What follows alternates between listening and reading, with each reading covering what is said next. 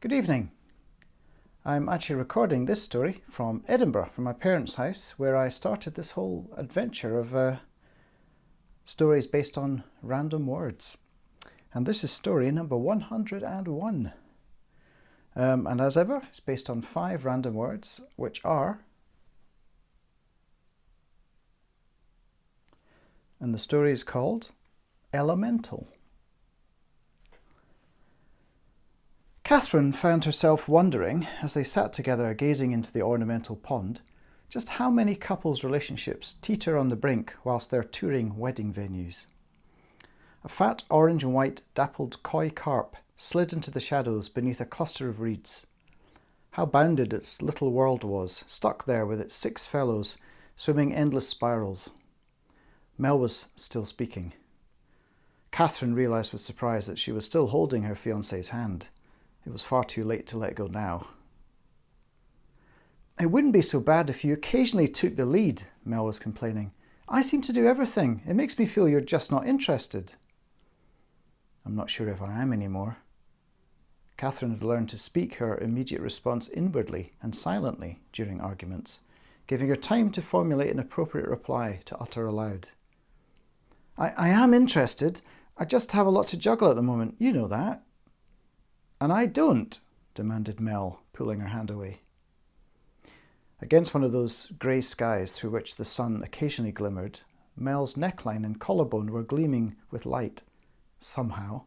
How could skin so beautifully black shine like that? Wasn't black supposed to absorb light? Catherine had once remarked on it, and Mel had jokingly accused her of a microaggression.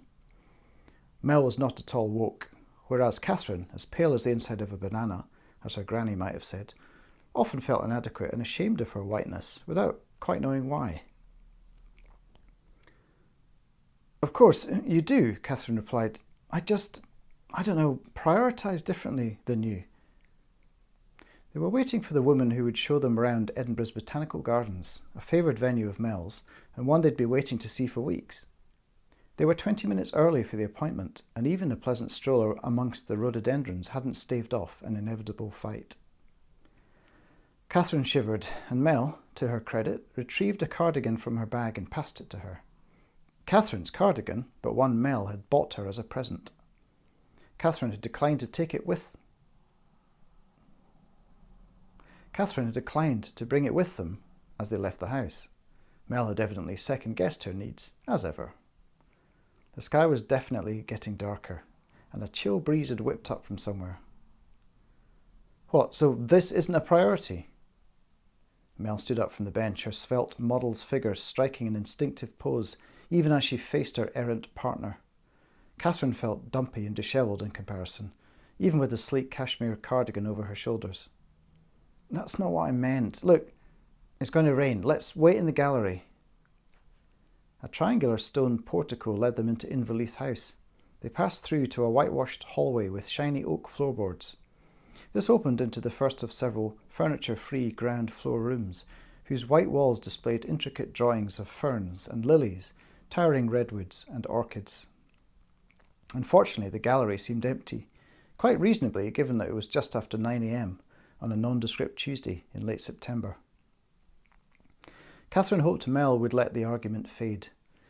She didn't want to tell her partner that the reason she'd not been taking charge of many aspects of the wedding was that, well, it was all feeling a bit too much. Nothing more concrete than that, really. That and her natural tendency to leave everything to the last minute, a frequent bone of contention. Mel stopped midway along the nearest wall, her eyes drawn instinctively to a pencil sketch of delicate fern fronds. As she stooped to get a better look, shading the reflection in the artwork's glass, her crisp white blouse billowed at the neckline, and Catherine could see the swell of Mel's breast cupped in a pale lilac bra, one dark nipple standing out behind the fabric. The sight filled Catherine with a swell of desire, and for a second she considered coming up behind her partner and hugging her. The impulse was both possible and impossible at the same time. Catherine felt hurt and underappreciated. "Why can't you just know that I totally worship you? Why must my love be so performative?" she thought, but did not say. Mel stepped back from the artwork, stretching her spine. So tiny and delicate, she said, and for a second Catherine wondered if she meant the ferns or her. In the middle of that thought, the sky behind them exploded. Lightning, seemingly from out of nowhere, seemed to rip the world apart, accompanied a few moments later by demonic rumblings of thunder. It shattered whatever complaint Mel had been formulating to follow up her art appreciation non sequitur. They both rushed to the tall, curtainless windows as sheets of rain began to blatter down from a now slate-grey sky. They waited, close by one another, hearts beating with instinctive animal excitement. Catherine almost got her phone out to record the next flash, but changed her mind. It would be gauche to spoil the moment with technology. There! A huge, destructive shard of light lit up the trees in their autumn finery, the light so close it blended with its own sound. "The storm's overhead," Catherine said. Mel said nothing, but seemed to edge closer. She was craning to look at something. A huddled figure in Laura Ashley print, scurrying under an umbrella, trying to yank itself inside out. The woman dashed out of sight. Catherine turned to Mel, reached for her hand like a child seeking the reassurance of a parent in an unfamiliar and fearful place. "Mel, I'm sorry. I'm just sorry. I'll try harder." Mel smiled, squeezing her hand tight and pulling her, tango style, into an almost comic embrace. It was interrupted before the kiss by someone clearing their throat behind them. The florally clad woman, bedraggled, dangling her broken and dripping umbrella. "We picked a fine day, didn't we?" she said with practiced joviality. "You must be the Hendersons." "Yes," thought Catherine with relief.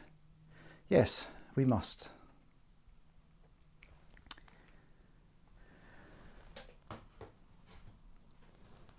Hope you enjoyed that. Nothing much more to say, really.